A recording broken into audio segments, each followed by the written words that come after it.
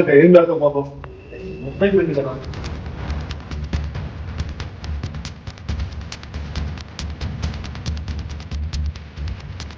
వర్షం పక్క మొత్తం కాయకూడదు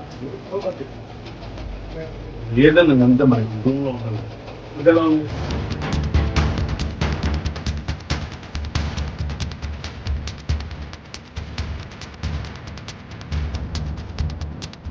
అది మీకు ఇట్లా సైలెంట్ ఉంటే ఎట్లా తిరుగుతాయి అంటే వాటర్ సరే ఉంటాడా అంటే ఫుల్ సహకరిస్తున్నాడు కదా మీకు, మరి ఏం మాట్లాడట్లేదు నేను.